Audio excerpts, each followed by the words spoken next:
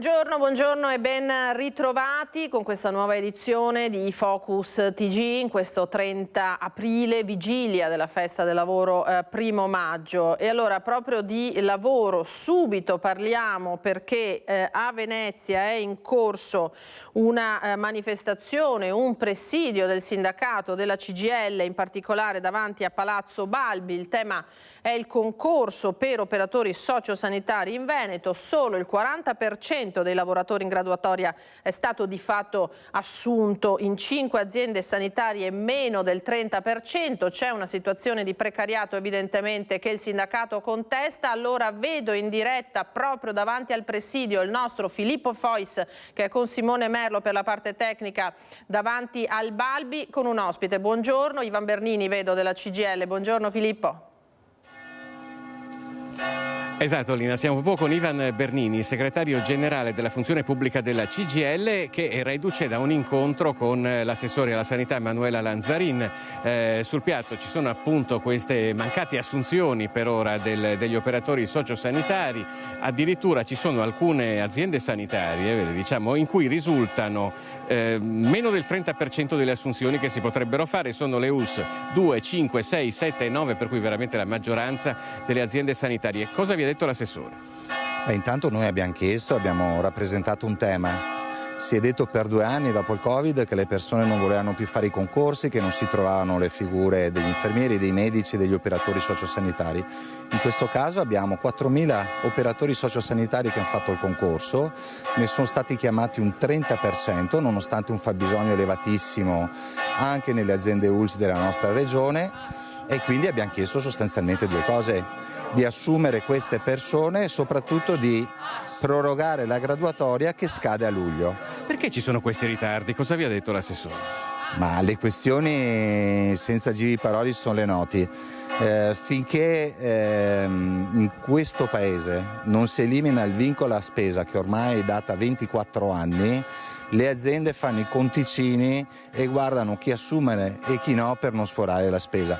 Poi c'è un altro problema oggettivo, che è quello della preoccupazione che si svuotino altre strutture diverse delle aziende ULSS. Noi diciamo che però non è un problema che può caricarsi sui lavoratori che legittimamente hanno speso dei soldi, hanno fatto un concorso, hanno legittime aspirazioni e ambizioni, e pensiamo che sia questi lavoratori che la qualità della salute della nostra regione meriti delle risposte che ad oggi non ci sono. Prima parlando con alcuni di questi lavoratori ci hanno ricordato fino a qualche anno fa ci chiamavano eroi nel periodo del Covid, adesso invece lavoriamo sotto organico in una situazione molto pesante e molto difficile. Questo è, lasciatemelo dire, un problema. Noi abbiamo sempre rigettato la parola retorica degli eroi, perché nasconde in realtà un dato di fatto. Queste sono persone che da sempre, anche prima del Covid, hanno svolto il loro lavoro in situazioni difficili, garantendo assistenza di qualità. E quindi la retorica degli eroi è servita prima a metterli in prima pagina, ma poi, voglio dire, si sono dimenticati delle condizioni di tantissimi lavoratori della sanità che a oggi non riescono a garantire, voglio dire, livelli soddisfacenti di assistenza e di cura. Oggi i lavoratori si stanno caricando oltremodo di un lavoro che dovrebbe essere fatto almeno col doppio delle persone, non ce la fanno più. Poi non meravigliamoci che la gente rinuncia. Grazie a Ivan Bernini, segretario generale della funzione pubblica della CGIL. Sentite anche il coro da parte delle persone che hanno partecipato al sit-in attendendo il termine di questo incontro tra i vertici della CGIL regionale funzione pubblica e l'assessore Lanzarin. E io direi che per ora, Lina, da Venezia è tutto, vi restituisco la linea. Grazie Filippo, se avrai altri aggiornamenti naturalmente da Venezia ci richiederai la linea. Grazie a Filippo Fois, Simone Merlo, Ivan Bernini della CGIL Venezia, a cui torneremo più tardi ripercorrendo quella che è stata la storica visita di Papa Francesco domenica, che le nostre reti hanno dato in diretta, tra l'altro venendo premiate davvero con un grande riscontro da parte vostra, di voi telespettatori. Allora, il tema della carenza delle figure degli OS nella sanità interessa, lo abbiamo sentito, un po' tutte le ULSS, tutto il territorio. Andiamo a Padova, anche lì c'è il rischio naturalmente che scadano le graduatorie, con anche in quel caso la CGIL in prima linea che lancia la mobilitazione. Servono più operatori sociosanitari negli ospedali padovani. Secondo le stime della CGIL ne servirebbero oltre 300 per azienda ospedaliera di Padova e USL 6, numeri che però non vengono calcolati nei piani di fabbisogno per il 2024, che anzi prevedono delle riduzioni rispetto alle assunzioni del 2023. I numeri infatti non tengono conto della tipologia di lavoro usurante e delle storie degli OSS. Consideriamo il fatto che, essendo un'attività professionale estremamente fisica, lo stessa operatrice o operatore possono anche aver sviluppato negli anni delle situazioni patologiche fisiche che ne comportano delle limitazioni alla professione, e per questo motivo un OSS potrebbe anche non essere operativo al 100%. Per questo la CGIL sarà a Venezia, in Campo San Tomà, con un presidio per chiedere alla Regione che ci sia un incremento degli OSS nelle strutture ospedaliere pubbliche e che non vengano chiuse le graduatorie precedenti che risalgono al 2023, con il rischio concreto che centinaia di OSS in attesa di chiamata debbano così sostenere un nuovo concorso. La necessità ci chiama a dire che il numero di OSS ad oggi in entrambe le aziende non è sufficiente perché è una richiesta circa di 150 OSS nell'azienda ospedaliera e quasi 200 in ULSS 6, in quanto noi vorremmo che la graduatoria venisse non solo onorata interamente, ma ci fosse l'opportunità o di chiamare tutto il fabbisogno dei 3 anni previsti dal piano, o, se fosse possibile, affrontare non solo il turnover ma anche l'extra turnover. Ci viene detto in azienda ospedaliera e in ULSS che invece abbiamo sforato i tetti delle risorse del personale con la pandemia, ma la pandemia è stato un atto straordinario, eccezionale, e che richiedeva già un aumento di personale che era in deficit precedentemente. Andiamo alla cronaca adesso, torneremo sui temi del lavoro anche più tardi. Andiamo alla cronaca, cominciamo da una buona notizia, dal ritrovamento della ragazza di 15 anni di Campo San Piero che era scomparsa da casa. Ve ne abbiamo parlato in questi giorni, si era allontanata volontariamente ed è stata ritrovata proprio a Campo San Piero. È stata ritrovata nel tardo pomeriggio di ieri all'interno di un appartamento di San Giorgio delle Pertiche, dove si era recata volontariamente la studentessa quindicenne di Campo San Piero, che era scomparsa da casa lo scorso 24 aprile. Dopo giorni di grande apprensione per la famiglia della minorenne, finalmente lieto fine, con la quindicenne che è stata rintracciata dai carabinieri e riportata alla mamma. I militari stanno ora ricostruendo i giorni della sua assenza. La giovane si era allontanata mercoledì 24 aprile, doveva andare a scuola serale, ma a scuola non era mai arrivata. La mamma, non vedendola rientrare, ha subito dato l'allarme. Nei giorni seguenti lo zainetto della quindicenne era stato ritrovato in una siepe dietro la sua abitazione. Poi alla mamma era arrivata una telefonata nella quale la ragazza diceva di stare bene e che sarebbe tornata dopo qualche giorno. I carabinieri hanno rintracciato il cellulare nella zona di San Giorgio delle Pertiche, dove la minorenne ieri pomeriggio è stata notata da una residente che l'ha riconosciuta dalle foto diffuse e ha avvertito i carabinieri. Ora la quindicenne dovrà dare spiegazioni alla famiglia. I carabinieri dovranno capire se qualcuno, coetaneo o maggiorenne, abbia in qualche modo coperto o agevolato la sua fuga. Rimaniamo nel Padovano, a Ponte San Nicolò, con un devastante incendio che si è verificato questa mattina in via Villa Ruffini. Le fiamme si sono sviluppate intorno alle 9:45, a causarle, a divampare probabilmente sono partite dalla canna fumaria, si sono estese rapidamente al resto della casa, interessando anche il primo piano. Sul posto sono arrivati i vigili del fuoco da Piove di Sacco e da Padova con una ventina di operatori, li vedete in forze per cercare di contenere questo incendio, che sono riusciti a circoscrivere, ma i danni all'abitazione sono molto gravi. E torniamo con le immagini e le voci al rogo, al ristorante Newport di Viale Adriatico. Siamo a Lignano, località che naturalmente moltissimi veneti frequentano, conoscono, in cui hanno magari anche delle abitazioni. In fiamme il tetto di questo ristorante, danni anche in questo caso molto ingenti alla struttura. A pochi giorni dall'apertura avviene questo rogo. Andiamo a sentire la cronaca realizzata dalla nostra redazione di Udine.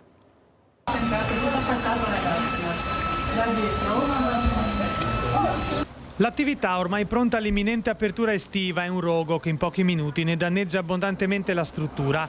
Attimi di paura attorno a mezzogiorno a Lignano Sabbiadoro per un incendio che ha coinvolto il ristorante Newport di Viale Adriatico, locale situato dietro all'hotel Marina 1. Il rogo era visibile a diversi chilometri di distanza, tanto dalla bassa friulana quanto dal vicino Veneto. Noi alle 12:30 sono stati attivati circa, minuto più, minuto meno, che dalla sala operativa che c'era questo incendio, si vedeva del fumo e c'era gli operatori qua della Marina che hanno iniziato anche l'operazione di spegnimento, che aveva questo incendio che stava interessando il ristorante. Nel corso dei lavori utili a rimettere in moto l'esercizio commerciale qualcosa è andato storto e le fiamme hanno cominciato a levarsi al cielo. Una decina le persone presenti, uscite prontamente dal ristorante. 3 addetti della vicina d'Arsena sono saliti sul tetto completamente in legno per cercare di spegnere le fiamme prima dell'arrivo dei pompieri. 2 di loro intossicati hanno dovuto ricorrere alle cure dei sanitari e sono stati trasportati in ospedale, nessuno in gravi condizioni. I danni sono notevoli perché tutta la copertura è stata interessata e soprattutto la parte della cucina con tutte le attrezzature varie ed eventuali. Adesso vedremo, insomma. Il rogo attorno alle 15 era sotto controllo, ma l'operato dei vigili del fuoco è proseguito per tutto il pomeriggio al fine di scongiurare eventuali focolai. Le cause dell'incendio sono ora al vaglio dei pompieri e dei carabinieri intervenuti per i rilievi di legge. Il pensiero va ai titolari che ormai erano pronti al taglio del nastro stagionale.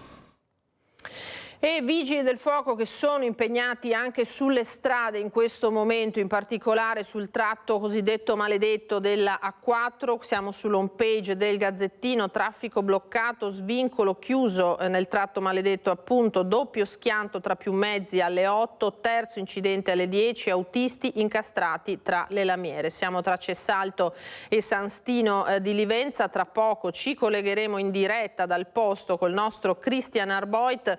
Intanto vediamo quali sono le altre notizie che riporta il Quotidiano del Nord-Est. Vitalizi, via i tagli di Conte, i rimborsi a 1000 parlamentari, niente sequestro per Chisso coinvolto nello scandalo Mose. Parliamo del ricorso che è stato presentato, vedete nelle foto, non solo Renato Chisso, ex assessore della Giunta Galan, ma anche l'avvocato Maurizio Paniz, che ha promosso da parlamentare oltre che da legale questo ricorso, e quindi ci sono i primi esiti.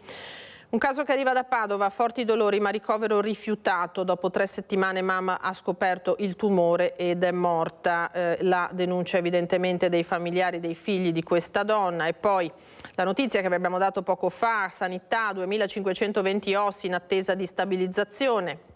L'interrogatorio per l'omicidio di Villafranca Padovana. Tra pochissimo avremo in collegamento la nostra Valentina Visentin, che ci darà tutti gli aggiornamenti su questo caso.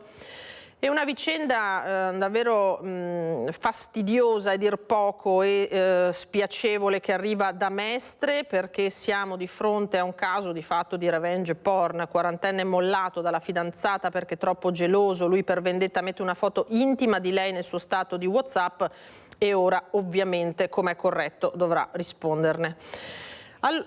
A Londra è una notizia internazionale ma che stanno seguendo tutti i quotidiani nazionali, perché ci sono tanto di video di questo soggetto, ecco qua lo vedete, che è armato di katana, una spada da samurai, a Londra nella metropolitana ha accoltellato almeno 4 persone, poi si è aggirato per le strade sempre armato di questa spada. Le forze dell'ordine sono riuscite a bloccarlo, a catturarlo. Secondo appunto gli inquirenti londinesi non è terrorismo, di certo ha seminato come logico il panico. Allora, abbiamo parlato dell'incidente in A4, dovrebbe essere pronto il nostro Christian Arboit che è sul posto con Alberto Pivetta, perché sappiamo che lì è un territorio che cerca di ribellarsi a questa quotidianità di incidenti e di vittime oppure feriti gravi spesso e volentieri che avviene in quel tratto. Stamattina è stata un'altra mattinata di passione e di forte rischio in quel tratto di autostrada. Christian, a te buongiorno. Sì, buongiorno Lina, anche da parte di Alberto Pivetta che sta curando la parte tecnica. Vi mostriamo le immagini che abbiamo girato poco fa, sono relative al terzo incidente grave che si è registrato nella mattinata qui nella zona del tratto maledetto della 4. I comuni interessati sono diversi: San Stino di Livenza, Cessalto, Noventa di Piave, quindi siamo a cavallo tra la provincia di Treviso e di Venezia. Il primo incidente questa mattina tra San Stino di Livenza e Cessalto ha portato a una prima chiusura, coinvolti più mezzi, nessun ferito grave. Pochi minuti dopo un altro schianto con dei tir, con dei camion, anche qui ci sono dei feriti ma non gravi. Il terzo schianto, maxi tamponamento, lo vedete alle mie spalle e lo vedete nelle immagini che vi abbiamo girato poco fa con l'elicottero, tra l'altro del SUEM di Treviso, che si è alzato in volo di fatto 30 minuti fa. Ci sarebbero più feriti, almeno 2. Al momento non ti so dare, Lina, le condizioni di questi feriti. Non so se sono feriti lievi o gravi. Restano però le immagini, le state vedendo. Ci sono gli operatori del soccorso, i vigili del fuoco, i tecnici di Autostrade Alto Adriatico, la società che gestisce questo tratto, il tratto maledetto, così è stato nominato più e più volte. Mi ha raggiunto il sindaco di Cessalto, Emanuele Crosato. Prego sindaco, non so se mi può raggiungere. Allora sindaco, siamo di nuovo di fronte a un'emergenza. Questa situazione del tratto maledetto non si riesce a superare. Sì, è l'ennesima mattinata difficile. Questa mattina avevamo praticamente mezzo paese di nuovo intasato da mezzi pesanti e da auto. Avevamo la fortuna di avere la polizia locale finalmente a pieno organico fuori da questa mattina con delle sanzioni, perché comunque i camion vanno dove non devono andare, guidati dai GPS, e quindi è una situazione estremamente difficile, che è l'ennesimo messaggio che mandiamo a velocizzare il più possibile i lavori che sembrano fermi in questo tratto che è particolarmente importante. Ecco perché questo è il tema. A livello percettivo sembrano davvero fermi questi lavori. Sì, esatto, i tempi si dilungano, non capiamo neanche i motivi. Dovevano partire con le opere complementari dei viadotti e attualmente sono fermi. Questa cosa è estremamente preoccupante, soprattutto verso il periodo estivo. Senta sindaco, lei chi si appella? La regione, al governo? Chi è che deve smuovere le acque? Perché non si capisce mai.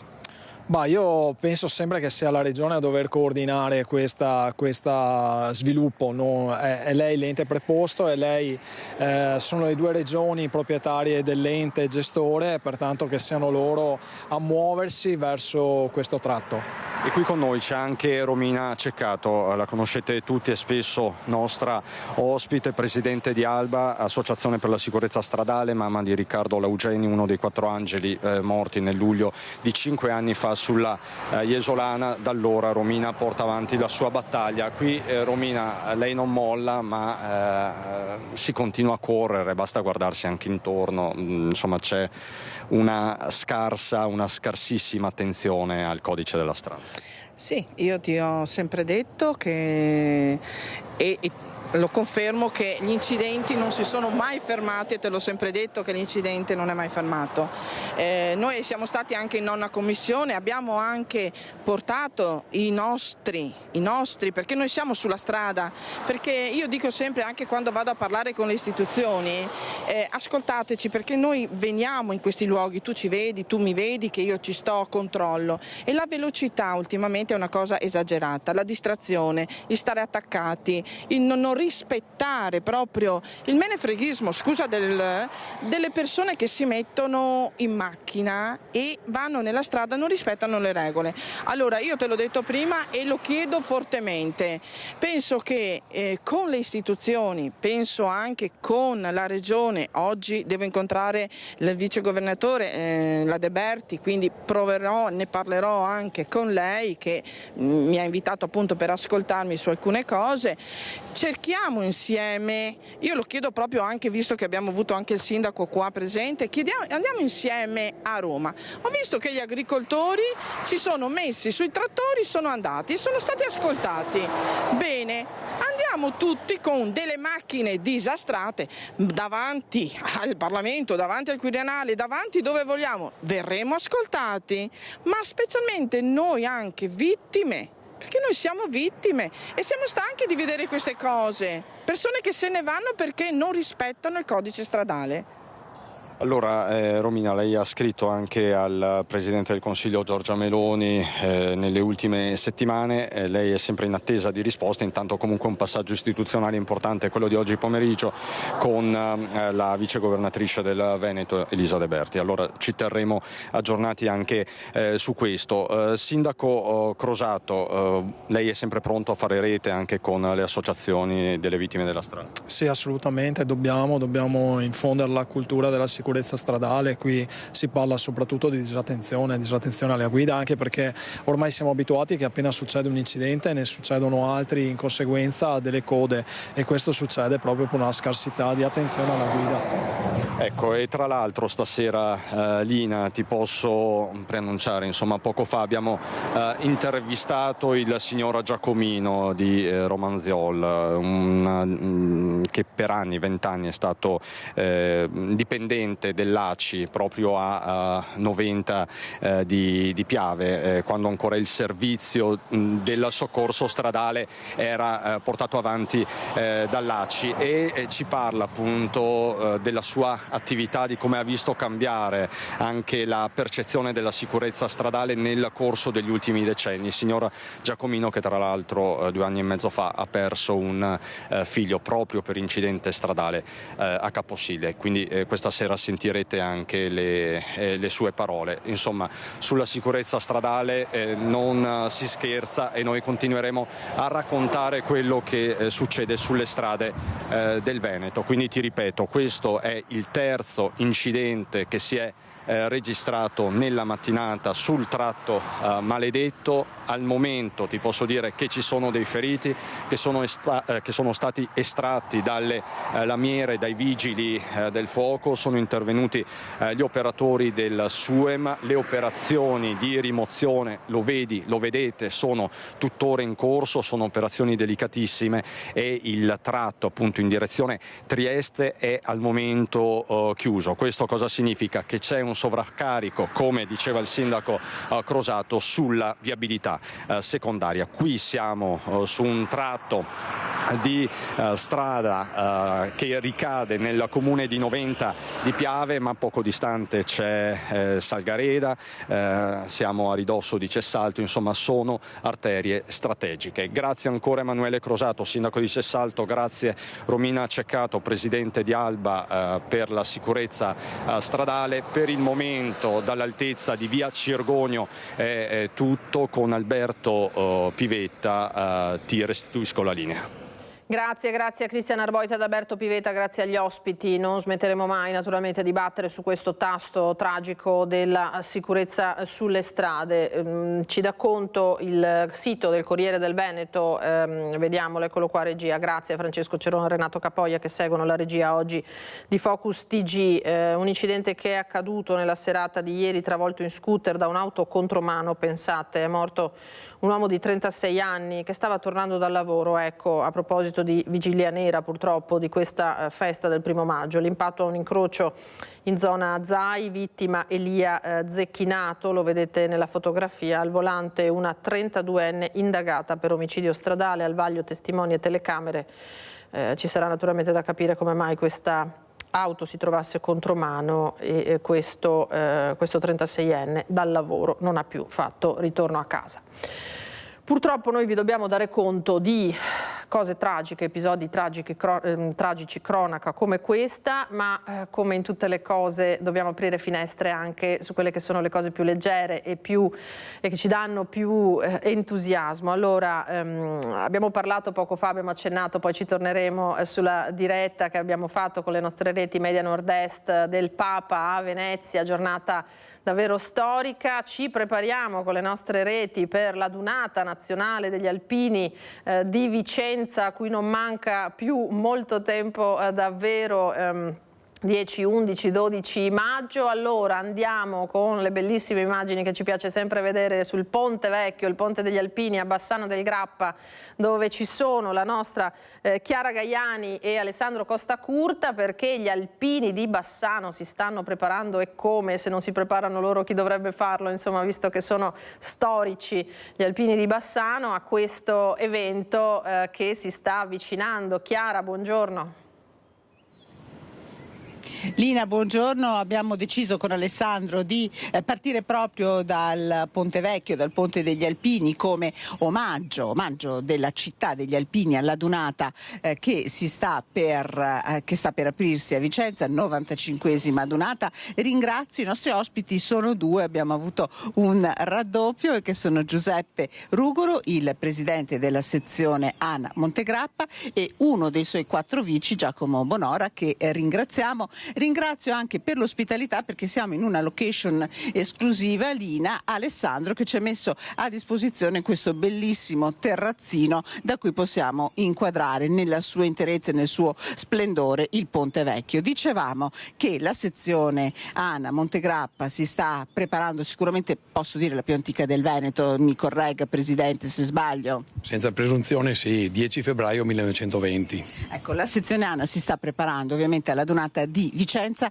una Dunata che voi aspettavate davvero tanto. È un onore per tutto il territorio questo. Sì, l'aspettavamo a dire il vero ancora nel 2016, poi non è stata assegnata a Vicenza la facciamo quest'anno. Non sarà è la Dunata di Vicenza e della sezione Vicenza, ma non lo sarà solo per loro, perché abbraccerà un territorio particolare che va da Cima Grappa al Pasubio, passando per il Leiten di Asiago, Tonezza del Cimone e la colonna Monza in Ortigara, che sintetizza la nostra storia. Ecco, è un territorio, quello di cui ci ha parlato adesso il Presidente, che parla davvero in ogni sua pietra e diciamo in tutto di alpini e di alpinità. È il territorio degli alpini questo. È il territorio degli alpini per antonomasia, perché alle mie spalle c'è il ponte Palladiano, il ponte ricostruito dagli alpini nel 48, perciò definito anche ponte degli alpini.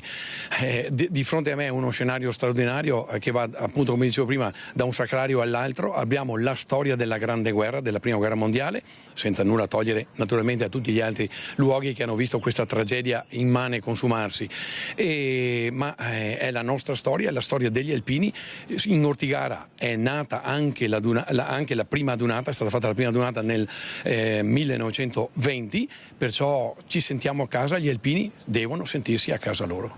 E infatti Vicenza è grande protagonista, ma voi siete sicuri che molti alpini non mancheranno di visitare Bassano, città degli alpini, e il ponte? Siamo sicuri di questo, stimiamo in qualche decina di migliaia gli arrivi anche a Bassano.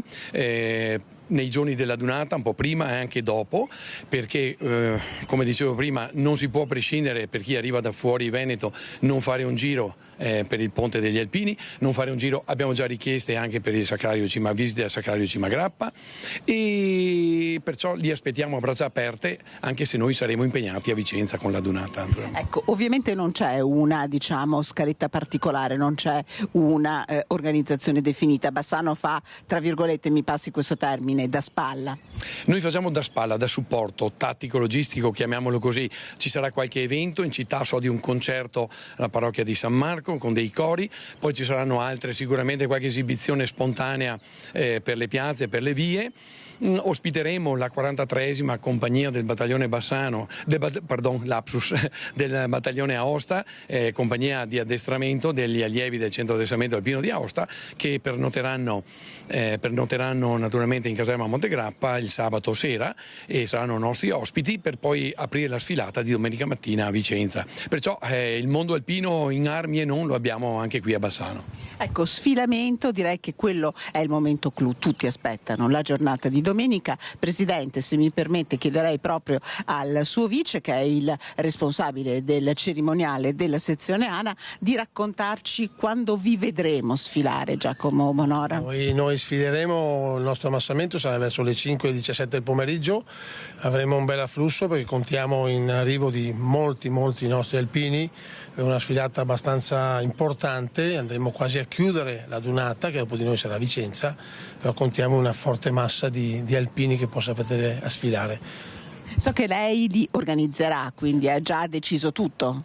Assieme ai miei colleghi cerimonieri, che siamo una forte squadra di 12 persone, ma 12 alpini forti, abbiamo già da tempo organizzato e preparato tutta questa sfilata e questo ammassamento. Ultima domanda, in quanti sarete a Vicenza? Anche perché poi devono rendere conto al sottoscritto, o lavorano bene o niente. Stimiamo almeno 2000 alpini della sezione di Bassano, a non chiudere perché siamo i quartultimi, perché le ultime 5 saranno le sezioni vicentine, perciò Asiago, Bassano, Marostica, Valdagno e poi a chiudere con Vicenza. L'apoteosi di una bellissima, grande, straordinaria adunata che abbraccerà la città di Vicenza, la sezione di Vicenza e un territorio fantastico, unico e imprescindibile per gli alpini. Ecco, una dunata che ovviamente Rete Veneta, lo dicevi tu poc'anzi Lina, vi racconterà proprio passo passo, vivendola con voi, portandola in tutte le vostre case. Ringrazio davvero i miei ospiti, il presidente della sezione Anna Montegrappa Giuseppe Rugolo e il vicepresidente Giacomo Bonora. Ringrazio anche Alessandro Costa Curta con questa bella visione del ponte di Bassano che Alessandro Costa Curta vi restituisce. La linea può tornare allo studio. Grazie Chiara, grazie Alessandro, grazie agli ospiti. È meravigliosa davvero in questa giornata di sole questa immagine che Alessandro Costa Curta ci ha dato del ponte di Bassano. E allora, visto che stiamo parlando di adunata, andiamo a sentire anche che succede a Vicenza, perché Vicenza naturalmente si prepara alla pacifica invasione sempre festosa delle penne nere, festosa ma naturalmente massiccia, penne nere e simpatizzanti, accompagnatori, tutti quelli che vorranno essere in quel fantastico fine settimana a Vicenza. Allora, una ordinanza del Comune ha predisposto una limitazione articolata del traffico durante la prossima settimana, dividendo la città in 3 zone. I vicentini cosa ne pensano? È andato a sentirli il nostro Daniele Garbin, che ha raccolto le voci di commercianti e residenti. La Dunata degli Alpini a Vicenza, la città si sta preparando proprio per ospitare questo evento eccezionale. Abbiamo visto tricolori, gagliardetti, come potete vedere nei negozi, fanno a gara a chi in questo momento mette così il proprio affetto, il proprio benvenuto agli alpini. Ecco, in questo momento però, oltre all'allestimento, il Comune ha messo questi cartelli, come vedete qui a Ponte degli Angeli, e segnala ai cittadini e agli ospiti che la città è stata divisa in 3 zone. Una gialla, una arancione e una rossa. Qui ci troviamo proprio sul confine tra la zona arancione e la zona rossa. Perché? Perché per i residenti della zona rossa, la più colpita, sarà impedita la circolazione dalle 7 del mattino di venerdì fino a domenica. La zona arancione, il traffico sarà permesso e la sosta ai residenti con un apposito contrassegno, mentre ai commercianti dovranno limitarsi in alcune fasce della giornata più ristrette. La zona gialla, che è quella verso ovest, e invece la zona sarà interessata sostanzialmente la domenica. Ecco, noi abbiamo voluto sentire gli umori rispetto a questi disagi che arriveranno e rispetto al grande evento. Ecco, prevale, diciamo, l'entusiasmo, ecco, ma non mancano le voci critiche, soprattutto dei commercianti. Sentite. Noi altri abbiamo il problema per il discorso dello scarico, cioè dalle 3 della mattina alle 7 della mattina si rendono conto che è una cosa un po' fuori dalla norma qua. Cioè, vedendo il programma che aveva Udine e vedendo questo qua di Vicenza, c'è una roba tutta quanto, in effetti, oltretutto che se qui che abita qua in centro, chi viene a fare la spesa, cioè su 10 non si è contenti. Qua in zona arancione non c'è problema, so che ci sono delle limitazioni per rifornirsi, ma insomma le persone saranno tantissime e bisogna far scorta. Insomma ci si organizza, ripeto, ci sono i permessi, in zona arancio ci si muove abbastanza bene, e zona rossa naturalmente la situazione cambia. In altre città, sia quando è stato a Padova sia l'anno scorso a Udine, l'amministrazione si è comportata molto meglio, non ha diciamo segregato i cittadini in città. Ci sono delle zone che naturalmente uno non può circolare con la macchina, però io dico anche gli alpini si comporteranno bene, cammineranno nel marciapiede, quindi quindi se anche c'è qualche macchina in strada sicuramente non vengono investiti, però insomma qualche macchina in più poteva starci per poter lavorare soprattutto. Io sono appena andata adesso a chiedere il pass perché dovrei uscire e quindi per me non c'è problema. Ecco. Noi siamo in zona gialla, dunque siamo tra virgolette penalizzati soltanto il giorno della sfilata. Tutte le persone che più importanti sono contente. Ecco, qualcuno che si lamenta perché dice che insomma... sono soliti noiosi. Certo che è un disagio che si può sopportare. Chi si lamenta non è abituato a rimanere dentro sul suo, diciamo, orticello. Bisogna organizzarsi un attimo anche con i parcheggi, con i posteggi, però dopo alla fine insomma ce la faremo. Sono 30 anni che l'aspettiamo, dunque non vediamo l'ora. Ecco. Che sacrificio. Io sono un alpino e non vedevo l'ora, dunque per me questa è la miglior cosa che potesse capitare quest'anno. Ecco, questo l'entusiasmo dunque raccolto, qualche perplessità ma parecchio entusiasmo raccolto da Daniele Garbin in questo contributo che ci ha inviato. Dunque lasciamo un attimo da parte la Dunata ma rimaniamo a Vicenza perché naturalmente il tema della sicurezza è fondamentale non solo per gli alpini. Allora parliamo di un'operazione che ha riguardato un soggetto che assaltava i bancomat con la tecnica del black box. Faceva parte di una banda che operava in Italia e all'estero, un pluripregiudicato su cui pendeva un mandato di cattura internazionale, è stato rintracciato proprio a Vicenza e arrestato dalla polizia. È stato arrestato dalle volanti della questura di Vicenza un cittadino moldavo 32enne a carico del quale pendeva un mandato di cattura in ambito internazionale relativo all'ordinanza di custodia cautelare in carcere emessa dall'ufficio del GIP del Tribunale di Monza. L'uomo faceva parte di un gruppo criminale di soggetti moldavi che si è reso responsabile di una serie di reati contro il patrimonio e in particolare furti a danno di ATM di istituti bancari e uffici postali mediante la tecnica del black box, oltre ad utilizzare veicoli fittiziamente intestati per ostacolarne la riconducibilità. La banda agiva in varie località delle province lombarde, piemontesi, venete, emiliane, toscane e laziali e in paesi dell'est Europa e baltici. All'uomo è stato notificato il provvedimento di carcerazione ed è stato accompagnato in carcere a Vicenza. E poi ci sono i vandalismi che la città ha vissuto in questi ultimi giorni, raid sulle macchine parcheggiate nel fine settimana. I ladri hanno colpito in diverse zone della città, dal parcheggio della stazione fino a via Cattaneo, ma anche nella centralissima piazza San Lorenzo.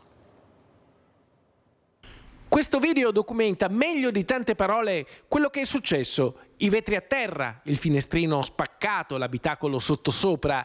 I danni di solito sono il conto più salato rispetto al bottino che possono trovare i ladri. Gli autori potrebbero essere tossicodipendenti in cerca di denaro, anche solo qualche moneta. Adesso partirà la caccia ai responsabili di questa nuova serie di raid, anche grazie alle immagini registrate dagli occhi elettronici delle telecamere di videosorveglianza. Gli ultimi assalti risalivano a metà febbraio. Adesso torna a suonare alto l'allarme, non solo quello sonoro degli antifurti, ma anche e soprattutto quello della tensione sociale, dei cittadini, dei commercianti esasperati dall'ennesima escalation di furti e spaccate.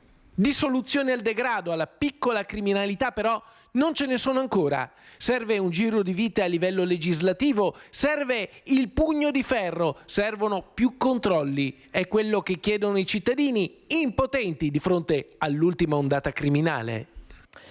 Così dunque a Vicenza, adesso ne abbiamo accennato poco fa, andiamo a Villafranca Padovana in diretta dalla nostra Valentina Visentin per gli aggiornamenti sull'omicidio che si è verificato nei giorni scorsi, l'accoltellamento fatale a Michael Boschetto, un uomo giovane, da parte di un coetaneo di fatto, Giacomo Friso, 34 anni. Ieri si è svolto l'interrogatorio di garanzia, è accusato appunto di omicidio, anche se i contorni sono tutti da chiarire, ha parlato fornendo la sua versione dei fatti. Allora Valentina, buongiorno a te, ben trovata. Sì, buongiorno Lina. E infatti quello che è stato contestato ieri a Giacomo Friso durante l'interrogatorio di garanzia in carcere è stato proprio l'omicidio volontario con l'aggravante della premeditazione. Il particolare è quello di un coltello che, secondo quanto raccontato dal ragazzo, era stato nascosto lungo il vialetto privato dell'abitazione di Michael Boschetti. Nascosto perché lui voleva difendersi dalle aggressioni, ha detto ieri durante l'interrogatorio, una versione che però non ha convinto il giudice, che appunto ha convalidato il fermo disponendo la custodia cautelare in carcere, contestando appunto la premeditazione e soprattutto la possibilità di reiterazione del reato. Giacomo Friso, 34 anni, accusato di aver ucciso il suo vicino di casa. La tragedia infatti si è consumata nelle due abitazioni che vedete alle mie spalle. Resta in carcere. Il pubblico ministero il 2 maggio dovrebbe anche affidare l'incarico invece per eseguire l'autopsia sul corpo di Michael Boschetto e capire quante coltellate siano state fatali, e quindi dare altri dettagli di questa tragedia che ha sconvolto la comunità di Villafranca Padovana, che ben conosceva questi due giovani uomini che gravitavano nel centro di Villafranca. Giacomo Friso era rientrato qui in paese da pochi giorni dopo essere stato per alcuni anni in una comunità di recupero a Breganze, e come hanno raccontato i nostri colleghi che hanno raccolto qui sabato mattina le prime testimonianze, negli ultimi giorni qui in paese era stato visto circolare con un coltello che appunto poi sabato mattina è stato anche utilizzato ed è stato poi sequestrato dai carabinieri nei minuti seguenti il delitto. La difesa di Giacomo Friso però parla di legittima difesa, cioè il ragazzo ha agito per difendersi, ma questo non ha convinto il giudice. Noi abbiamo raccolto, il collega Francesco Ratai ha raccolto le dichiarazioni del legale che difende Giacomo Friso. Da Villafranca è tutto, io vi lascio con le parole dell'avvocato e restituisco la linea allo studio.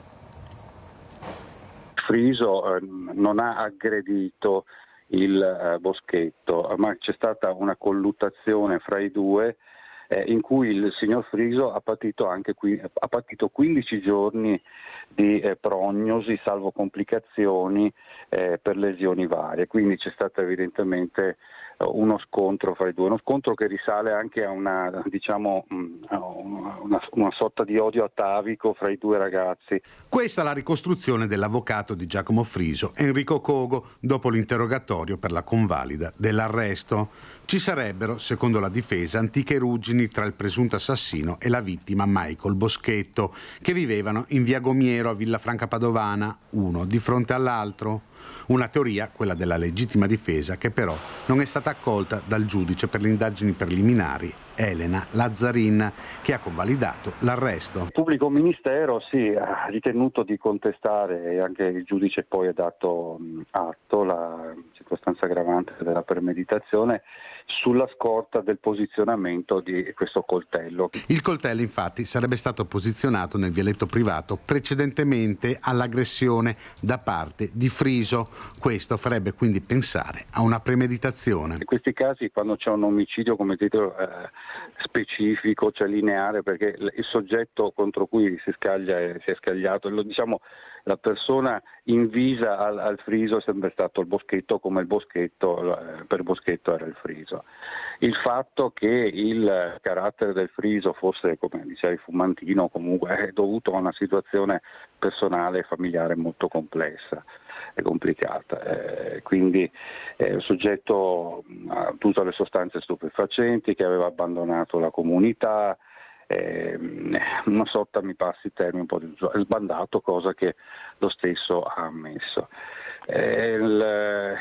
Poi che fosse lì in paese, come si è sentito, sono vicende che risalgono a un carattere di un ragazzo che non ha, diciamo così, limiti e freni, purtroppo anche per l'uso anche smodato in questo caso di cocaina. Okay. Questo non lo giustifica, ma io credo che la reiterazione sia difficile da sostenere in senso tecnico di volontà di riperpetrare analoghi reati o comunque di lesioni o comunque omicidiario contro la persona. Grazie dunque a Valentina Visentin, Cristian Roque Allende da Villafranca Padovana. Questi li abbiamo sentiti gli aggiornamenti sull'omicidio appunto di Michael Boschetto e quella che è stata la difesa di Giacomo Friso. A Villorba, provincia di Treviso, si è rischiata una tragedia simile nelle scorse ore perché c'è stato un accoltellamento tra due fratelli che si sono affrontati, uno con un taglierino, l'altro con un coltello da cucina. C'è stato un ferito grave che è stato peraltro soccorso solo l'indomani perché in casa c'erano appunto solo questi due uomini sulla cinquantina. Andiamo a sentire la cronaca di quel che è successo e anche il commento di vicini e del sindaco nel servizio. Le urla sentite dai residenti della zona, la lite violentissima è scoppiata in un'abitazione a Villorba tra due fratelli, forse alla base dell'aggressione futili motivi, dell'astio accumulato negli anni. La notte tra il 25 e il 26 aprile i due fratelli sui 50 anni si sono affrontati, in un attimo sono spuntati un coltello da cucina ed un taglierino. L'alterco furibondo è terminato con colpi che hanno portato uno dei due in ospedale in gravi condizioni. Ad allertare il SUEM 118 proprio loro feriti in un lago di sangue. Quando i soccorritori sono arrivati sul posto hanno chiamato i carabinieri. Entrambi sono stati portati in ospedale, uno se l'è cavato con tagli superficiali, l'altro ricoverato sotto osservazione. Le armi sono state sequestrate dai militari dell'Arma. In paese i due fratelli sono conosciuti. Fra i cittadini c'è più di qualche preoccupazione per questo fatto grave. Tutti come purano a dire ori. Madonna, io lo io tutti Ma perché sono cattivi, aggressivi. Una situazione, quella dei due fratelli, conosciuta e seguita dal comune. I due soggetti sono conosciuti sia in comune che dalle forze dell'ordine, sono seguiti dal servizio sanitario. Quindi una situazione già di difficoltà? Sì, una situazione da anni di difficoltà. Alla luce di quanto accertato al fratello ferito lievemente è stato notificato il provvedimento di allontanamento dalla casa familiare, d'intesa con l'autorità giudiziaria, ma non arrestato. Adesso i servizi sociali prenderanno in mano il caso e cerchiamo di seguirlo passo passo per assicurarsi che faccia quello che gli è stato previsto. Marca trevigiana che è alle prese anche con il grande, vasto cordoglio per la morte di Elena Agostoni, dipendente comunale del comune di Vedelago, ma funzionario conosciuto in molti altri comuni, l'Unione dei Comuni della Marca Occidentale, l'Associazione dei Comuni della Marca, precipitata in un dirupo lungo un sentiero al Bosco delle Penne Mozze domenica mattina mentre era in gita con le amiche. A Vedelago appunto c'è un profondo lutto per la scomparsa di questa dipendente. I colleghi l'hanno ricordata come sempre disponibile e attenta. Lascia, hanno detto, un vuoto incolmabile. Ma questa sera vola, le sue vele sulle case, sono 1000 lenzuola. È con le parole di Lucio Dalle, una calla bianca avvolta con un nastro nero posati sulla sua scrivania, che colleghe e colleghi hanno voluto ricordare Elena Agostoni. Elena, 55 anni, ha perso la vita durante un'escursione lungo il sentiero delle Penne Mozze a Cison di Valmarino, precipitando per decine di metri nel punto più esposto. Forse un passo falso a tradirla, ma le dinamiche sono ancora in fase di accertamento. Nonostante l'intervento immediato dei soccorritori arrivati sul posto con l'elisoccorso, non hanno potuto fare altro che constatarne il decesso. L'indomani della tragedia la città di Vedelago, dove era dipendente comunale, è un paese in lutto. La notizia ci ha preso veramente in contropiede, non ce l'aspettavamo, una cosa a cui si fa fatica oggettivamente a dare risposte e capire le motivazioni.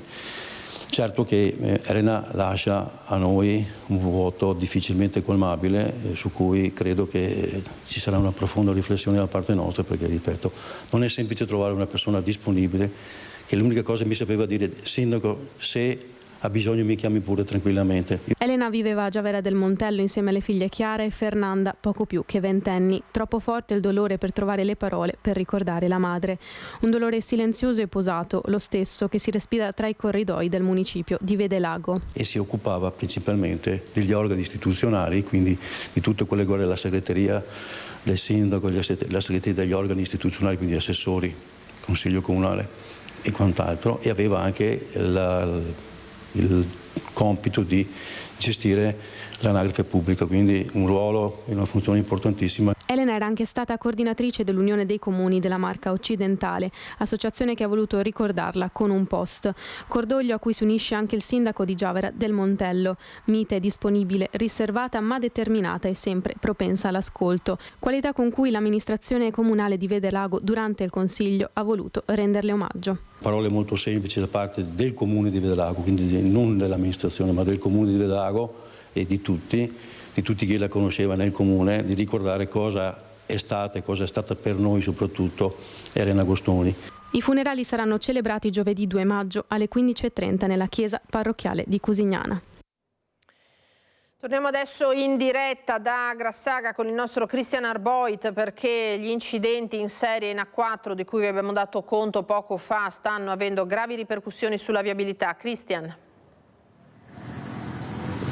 Eccole queste gravi ripercussioni sulla viabilità. Siamo, come dicevi bene tu, Lina, a Grassaga, l'incrocio di Grassaga. Siamo in comune di San Donà di Piave, ma a poche decine di metri dal confine con Cessalto, a cavallo tra le province di Venezia e Treviso. Ci sono gli uomini e le donne della polizia locale di San Donà di Piave che stanno regolando il traffico. Fino a qualche minuto fa c'era anche la polizia locale di Cessalto. È rimasto con me perché ha voluto mostrarmi quello che sta accadendo sulla viabilità secondaria il sindaco di Cessalto Emanuele Crosato. Crosato, è una situazione abbastanza delicata e anche caotica. Che cosa stanno facendo gli uomini della polizia locale?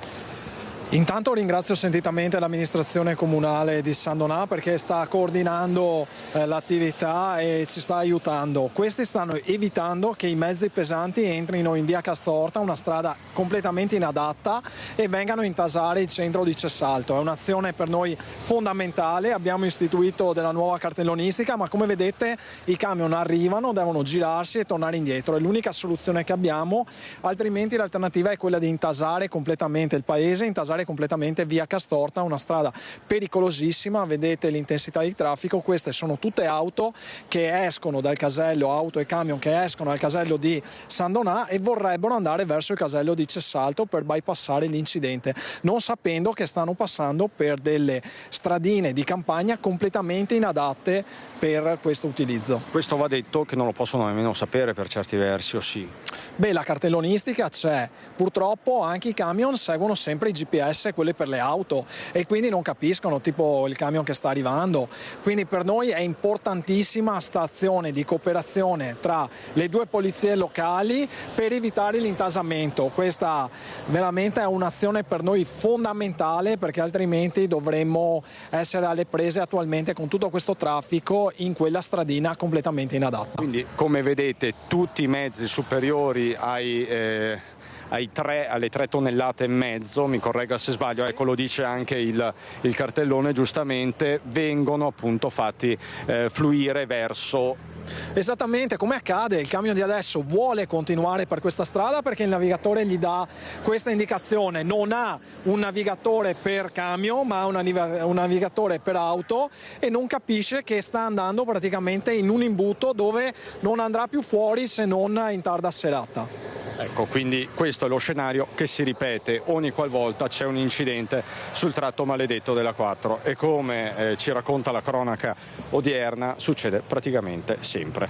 Succede praticamente quasi quotidianamente, questo è molto più intenso degli altri, e ripeto, questo è solo grazie all'aiuto della polizia locale e a cavalco tra due province, la polizia locale di San Donà di Piave, altrimenti ci troveremo ancora nuovamente col paese pieno di camion praticamente. Adesso abbiamo solo le auto almeno. E qui è importante avere anche i vigili. Come ha messo lei a vigili? So che un po' di tempo fa non era una situazione facile. Fortunatamente siamo stati fortunati, abbiamo fatto una delle riassunzioni e quindi siamo tornati a pieno organico. Per noi è fondamentale, abbiamo altre emergenze anche per i comuni piccoli, anche l'emergenza delle elezioni europee ci porta via tempo e burocrazia e quindi dobbiamo togliere un po' di tempo la polizia locale dalla strada, che per noi è fondamentale. Come vedete, per noi è sostanziale avere almeno 2 unità di polizia locale. E come vedete chiaramente è fondamentale in questi casi che ci sia una presenza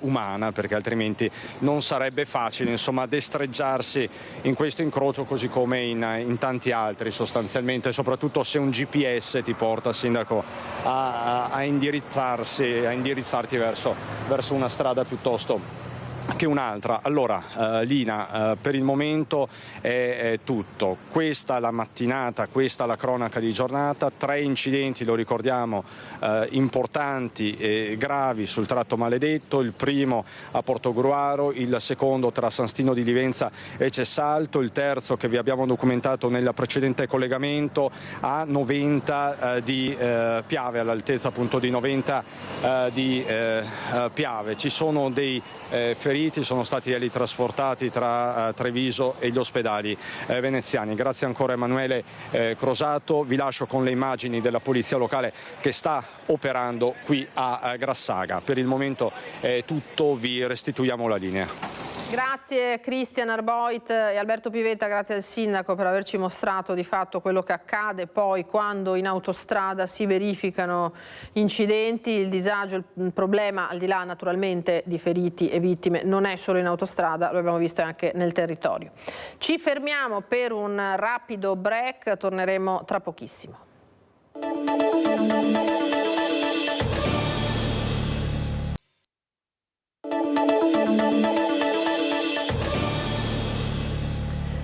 Ritorniamo in diretta, bentrovati con il nostro Focus TG di questo martedì 30 di aprile, vigilia della festa del lavoro. Allora parliamo proprio di lavoro, di falsi appalti al mercato agroalimentare di Padova, perché c'è stata nelle scorse ore la notizia relativa alla maxi operazione della Guardia di Finanza di Treviso, che ha visto appunto 30 imprese coinvolte e 30 denunciati su questo fronte piuttosto delicato. Sentiamo. Abbiamo scoperto che presso il mercato agroalimentare di Padova numerose imprese di fatto utilizzavano manodopera attraverso falsi contratti di appalto che abbiamo stimato in circa 18 milioni di euro. È quanto emerso dall'indagine della Guardia di Finanza di Treviso partita nel gennaio 2023 su 2 imprese fiscali del territorio attive nel settore della logistica. 29 in totale le imprese coinvolte.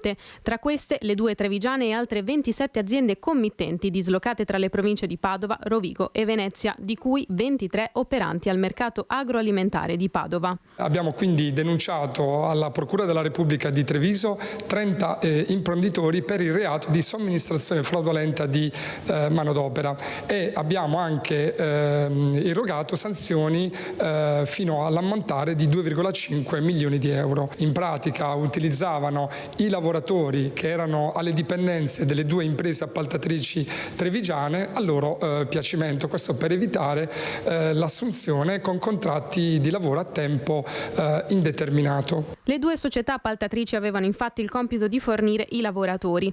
Una delle 2 era stata costituita al solo scopo di assumere con contratti a tempo determinato il personale giunto al limite massimo di rinnovi contrattuali legalmente previsto, aggirando così la normativa a tutela dei lavoratori. Una novità che è emersa nel corso delle indagini è che i lavoratori al centro delle indagini sono stati quasi tutti assunti dalle imprese committenti.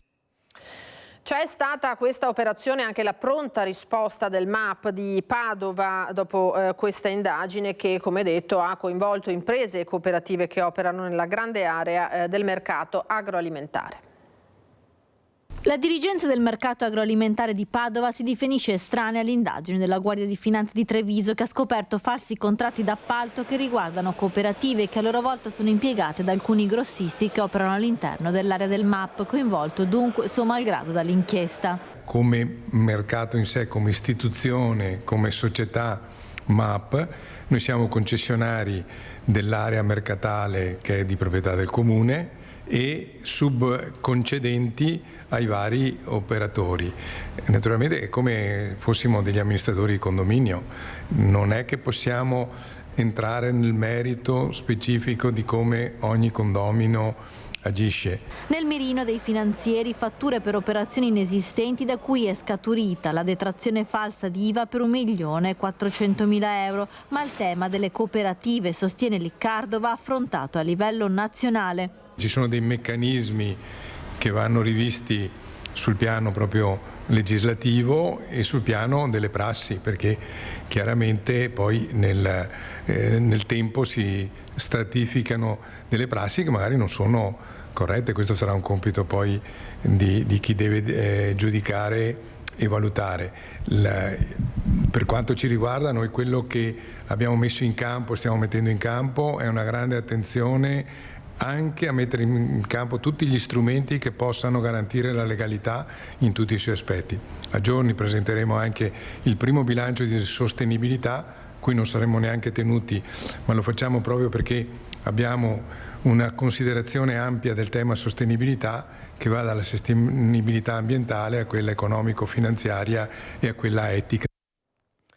Questa dunque è la risposta dei vertici del MAP. Guardia di Finanza di Treviso, leggiamo un'agenzia che si è occupata di lavoro irregolare in queste ultime ore perché nel corso di accertamenti effettuati nelle aziende di vari operatori economici della provincia di Treviso sono stati individuati 41 lavoratori in nero e 11 irregolari. I controlli sono stati effettuati in più attività commerciali, in particolare del settore di bar e ristorazione, identificando 30 lavoratori in nero, di cui uno privo del permesso di soggiorno, impiegati in assenza della preventiva comunicazione di instaurazione del rapporto di lavoro, e 11 irregolari a chiamata senza la comunicazione di inizio della prestazione lavorativa o appunto altre incombenze burocratiche naturalmente che vanno espletate nel caso di assunzione. In 2 casi sono stati contestati pagamenti in contanti, le irregolarità sono state segnalate all'Ispettorato Territoriale del Lavoro e sono stati adottati provvedimenti di sospensione delle attività, questo dunque da parte della Finanza di Treviso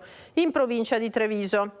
Torniamo nel bassanese perché la nostra redazione di Bassano ha fatto il punto su un altro tasto dolente, quello dei rincari energetici che abbiamo vissuto nell'ultimo periodo, negli ultimi anni, e anche sul caro bollette per quanto riguarda l'energia elettrica, con le varie novità relative ai passaggi dei mercati, libero, tutelato, eccetera. Andiamo a sentire il punto su questo tema e le voci anche che abbiamo raccolto. Forniture di energia elettrica. Anche in questo caso, come già accaduto per il gas, ci stiamo avvicinando alla fine del mercato tutelato per entrare in quello che viene definito mercato libero. Cosa cambia? Semplicemente che i costi e le condizioni contrattuali saranno fissati direttamente dai fornitori di energia. Un passaggio che in questa fase rischia di spiazzare più di qualche famiglia e di far inciampare in truffe e raggiri. Ecco perché affidarsi ad un consulente è una scelta sposata da un numero sempre più alto di utenti. Tanti ci chiedono aiuto perché stanno ricevendo chiamate da call center e non sanno come gestire la situazione. Sono 2 i consigli principali che mi sento di raccomandare. Il primo è di non dire mai di sì, dunque anche se l'operatore dicesse di lei signor Rossi, non rispondere sì, anche se è vero, ma cerchiamo di rispondere mi dica al posto di dire sì. Il secondo consiglio è quello di cercare di non dare mai informazioni utili e importanti, personali, e anzi cercare di deviare la chiamata o comunque la conversazione cercando di farsi inviare una comunicazione scritta da parte loro per confermare che tutto sia reale. Ma i consigli non finiscono qui, perché se è vero che esistono le truffe telefoniche, è altrettanto vero che l'attenzione va mantenuta anche di fronte a offerte cartacee. Attenzione alle offerte che sono a tempo, nel senso che dopo un po' le condizioni potrebbero cambiare e il rischio è di ritrovarsi con dei pagamenti veramente alti. Attenzione dunque non solo ai rincari, lo avete sentito, ma anche a chi cerca di approfittarsene di questa situazione in cui siamo. Allora andiamo alla politica adesso, perché è approdata ieri alla Camera, dopo l'ok del Senato, la riforma Calderoli sull'autonomia differenziata. A presentarla in aula è stato il leghista padovano Alberto Stefani, ma è già scontro totale. Provvedimento storico, ha commentato il presidente del Veneto Luca Zaia, cancella la Costituzione. Invece, secondo la CGIL, sit-in di protesta dei 5 Stelle. Sono convinto che questo disegno di legge porterà a un'Italia diversa, porterà un protagonismo delle comunità locali, porterà finalmente la garanzia di una maggiore efficienza e di un'assunzione di responsabilità. Oggi è un grande giorno per chi crede nei territori, per chi crede nelle comunità, per chi crede nell'efficienza, per chi crede nella libertà. E anch'io stesso, oltre a sentirmi europeo, oltre a sentirmi italiano, mi sento orgogliosamente veneto, mi sento orgogliosamente appartenente alla mia comunità. A lanciare la sfida a quello che lui stesso definisce modello centralista è il padovano Alberto Stefani, segretario della Lega in Veneto. Parte dalle sue dichiarazioni la prima giornata del disegno di legge Calderoli sull'autonomia differenziata a Palazzo Montecitorio. Un altro veneto, il presidente dell'Aula, il veronese Lorenzo Fontana, aveva rassicurato poco prima l'impegno a garantire l'onore della Camera contro quelle che l'opposizione, in particolare il Partito Democratico, ha denunciato come vere e proprie forzature da parte dell'esecutivo su tempistiche e rispetto dei regolamenti. Ma la questione non è solo di forma. Fuori dai palazzi il sit-in del Movimento 5 Stelle con le parole di fuoco del leader Giuseppe Conte. Con l'autonomia questo governo spacca il paese e condanna le aree più depresse ovviamente a maggiori tagli per quanto riguarda ospedali, diritti, servizi alla serie C. E Giorgia Meloni sta svendendo l'unità del paese per i voti sul premierato, per avere pieni poteri sperando nel premierato.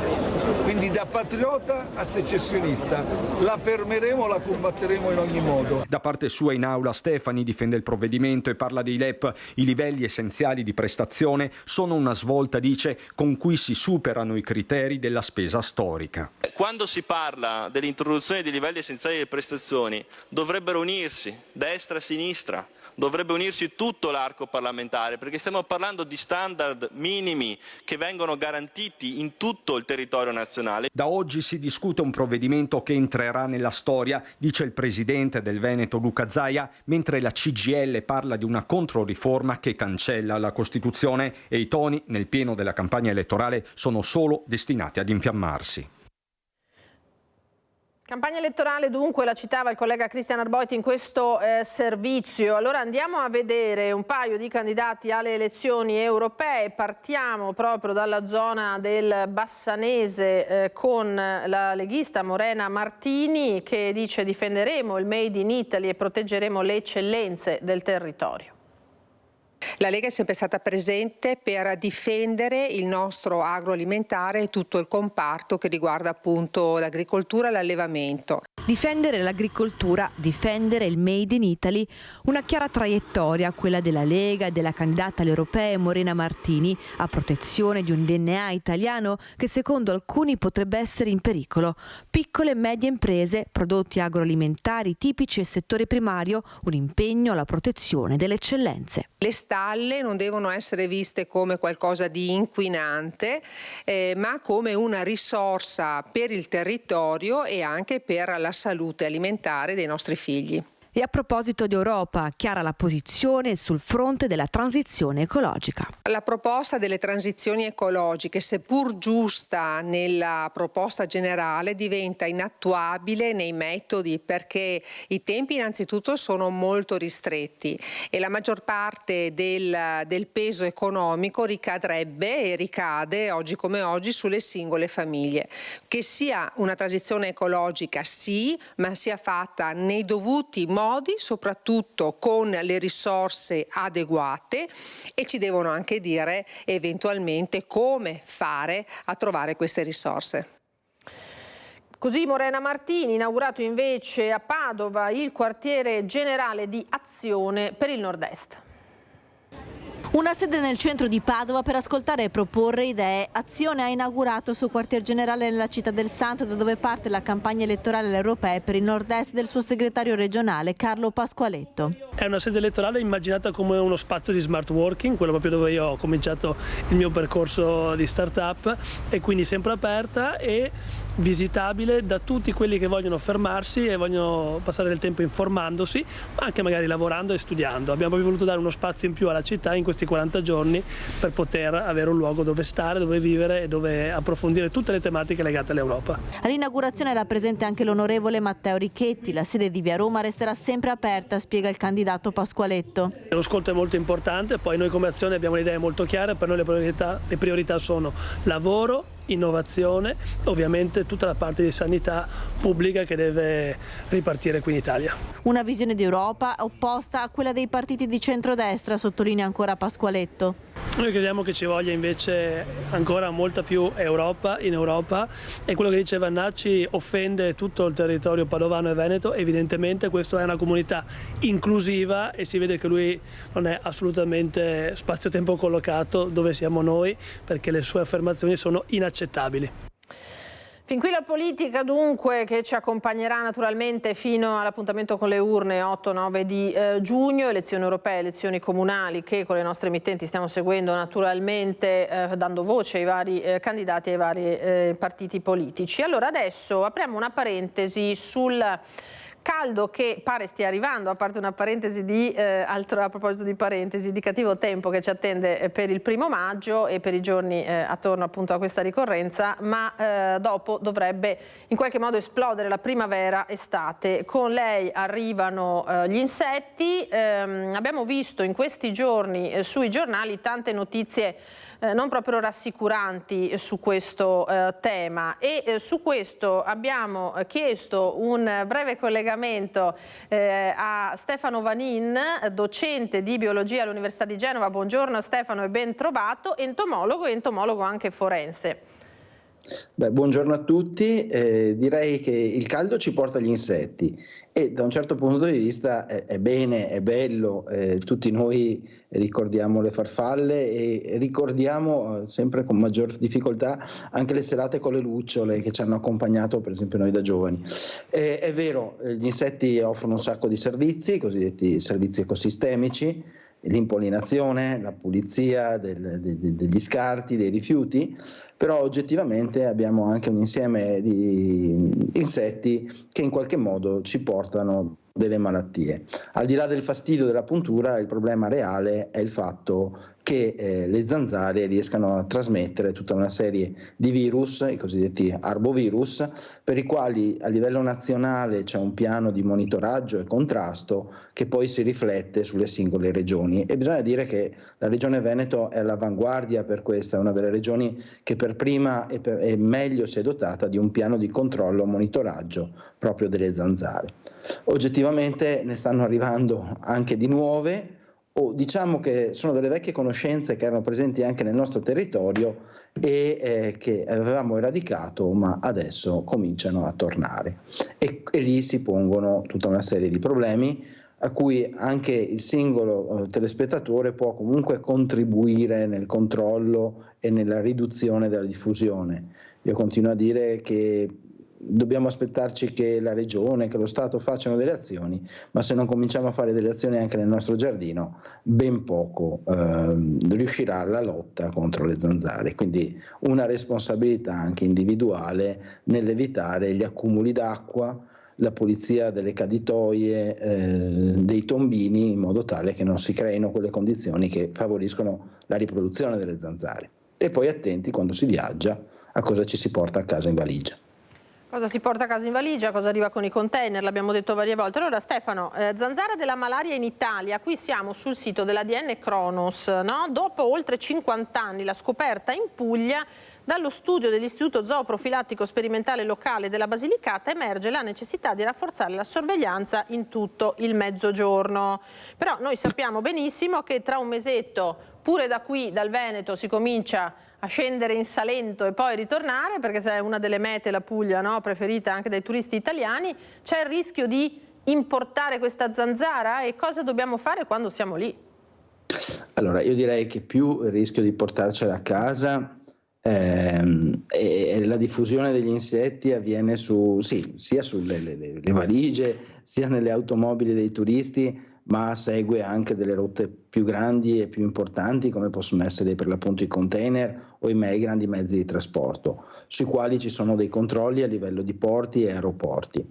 Quello che uno comunque può e deve fare continuamente è cercare di tenerle lontane da se stesso, e quindi l'utilizzo di insetticidi, repellenti, scusatemi, ma senza mai eccedere.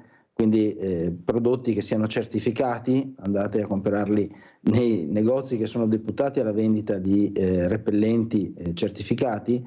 I metodi fai da te non funzionano moltissimo, piuttosto che andare a guardare su Google o su altri motori di ricerca come tenerle lontane, rapportarsi con persone che conoscono il problema e conoscono anche i prodotti disponibili. Quindi la protezione individuale è fondamentale ed è importantissima, e i repellenti funzionano molto bene. Quindi questa direi che è la grande attenzione.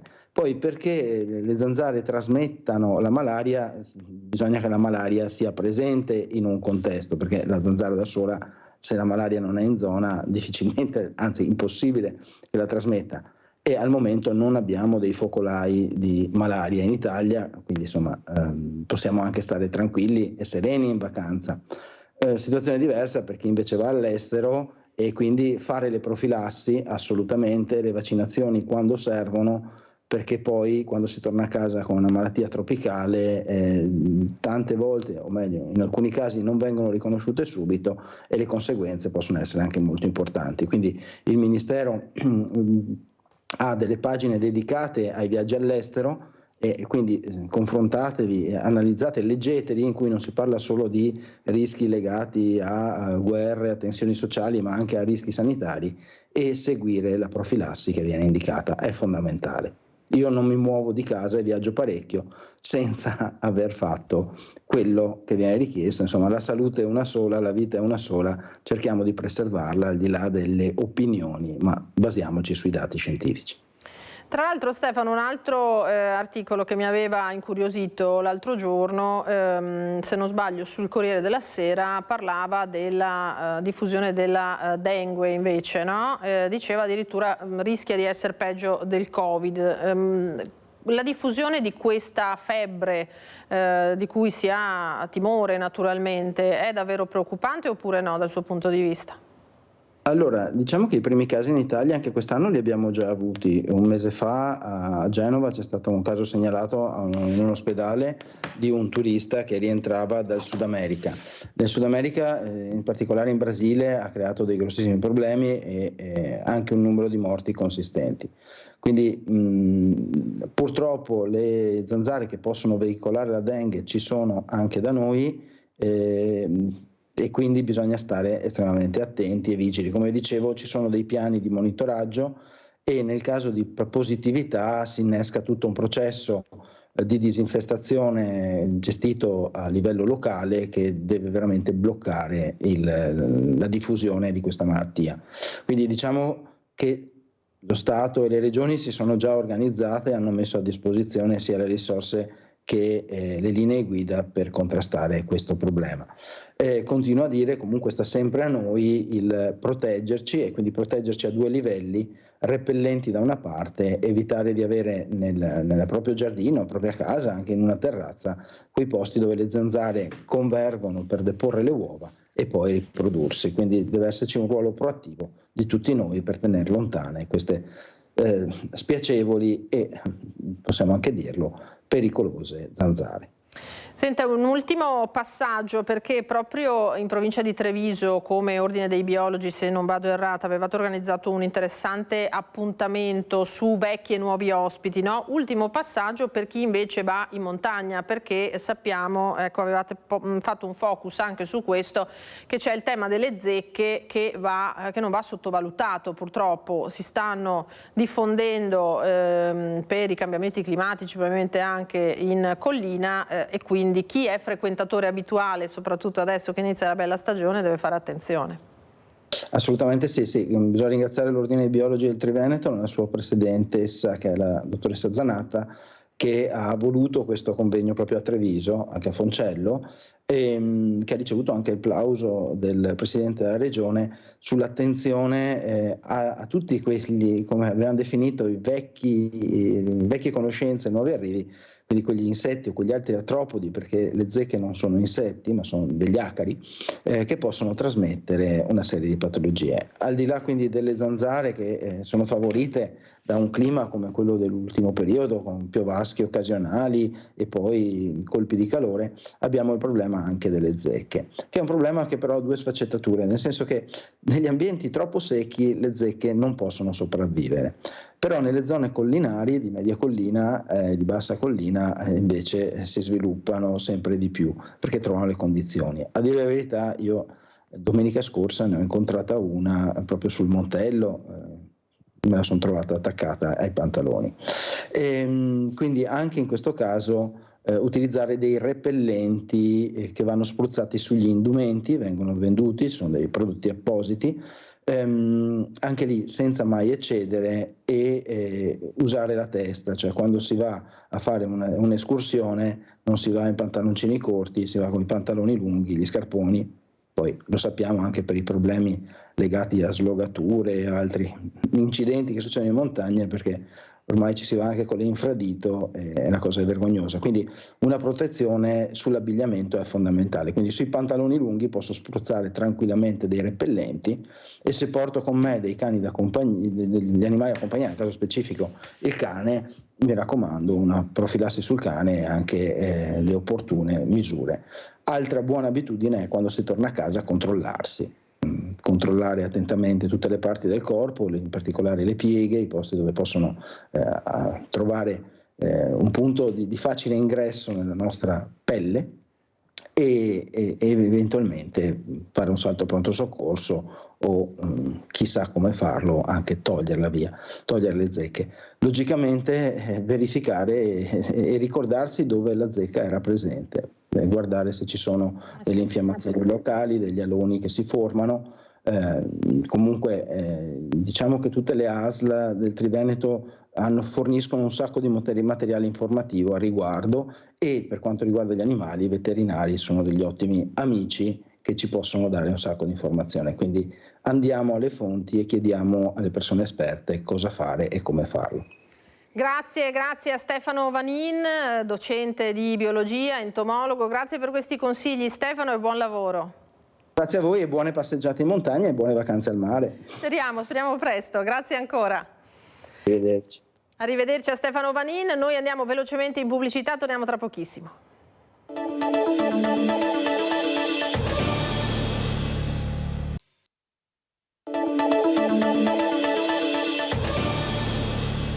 Eccoci di nuovo in diretta, ultimi minuti di questa edizione di Focus TG. Vi do innanzitutto una notizia importante, perché c'è un quindicenne di Villorba scomparso da casa. Si comunica che è stata segnalata dalla stazione dei Carabinieri di Villorba la scomparsa di Nizar Gattar, alto circa 1,65 m, di corporatura esile, carnagione olivastra, capelli scuri, occhi scuri, allontanato dalla propria abitazione nel tardo pomeriggio del 29 aprile facendo perdere le proprie tracce. Al momento indossava una tuta grigia sia pantaloni che felpa, marca Lacoste, scarpe nere marca Nike, quindi abbiamo detto tuta grigia sia pantaloni che felpa e scarpe nere. Chiunque avvisti l'interessato o possa riferire informazioni utili ai fini delle ricerche di questo ragazzo di appena 15 anni, Nizar Gattar il nome, contatti il 112, mi raccomando.